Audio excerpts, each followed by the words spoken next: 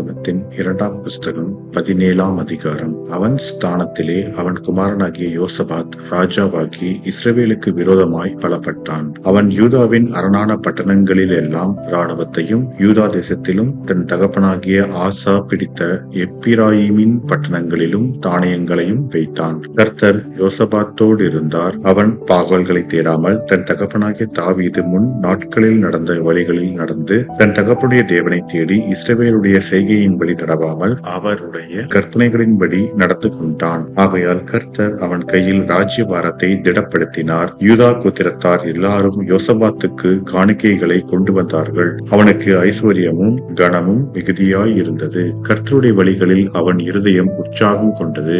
அவன் மேடைகளையும் விக்கிரக தோப்புகளையும் யூதாவை விட்டகற்றினான். அவன் அரசாண்ட 3ஆம் வருஷத்தில் யூதாவின் பட்டணங்களிலே உபதேசம் பண்ணும்படிக்கு அவன் தன் பிரபுக்களாகிய பென்னாயிலையும் ஒபதியாவையும் சகரியாவையும் நெதனெயேலையும் மிகாயாவையும் இவர்களோட கூட செமாயா, நெதனியா, செபதியா, ஆசகேல், செமிரமோத், யோனத்தான், அதோனியா, தொபியா, தோபத்தோனியா என்னும் லேவியரையும் இவர்களோட கூட ஆசாரியரான எலிஷாமாவையும் யோராமையும் அனுப்பினான். இவர்கள் யூதாவிலே உபதேசித்து கர்த்தருடைய வேத புஸ்தகத்தை வைத்துக் கொண்டு யூதாவின் பட்டணங்களிலெல்லாம் திரிந்து ஜனங்களுக்கு போதித்தார்கள். யூதாவை சுற்றி இருக்கிற தேசங்களுடைய ராஜ்யங்களின் மேல் எல்லாம் கர்த்தரால் உண்டான பயங்கரம் வந்ததினால் யோசபாத்தோடு யுத்தம் பண்ணாதிருந்தார்கள். பெலிஸ்தரிலும் சிலர் யோசபாத்துக்கு பகுதி பணத்தோடே கூட காணிக்கைகளையும் கொண்டு வந்தார்கள். அரபியரும் அவனுக்கு 7700 ஆட்டுக்கடாக்களையும் 7700 வெள்ளாட்டு கடாக்களையும் கொண்டு வந்தார்கள். இப்படியே யோசபாத் வர வர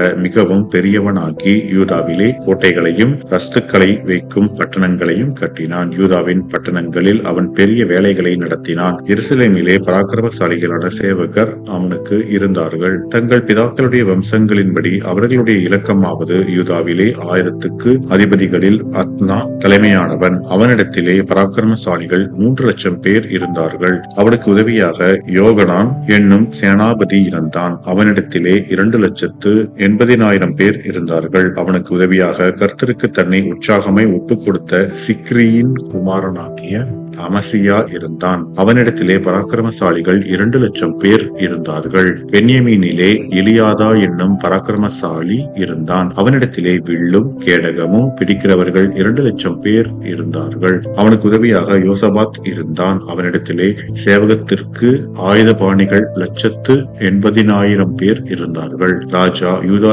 எங்கும் உள்ள அரணான பட்டணங்களில் வைத்தவர்களை தவிர இவர்களே ராஜாவை சேவித்தவர்கள் என்பதே ஆமென்.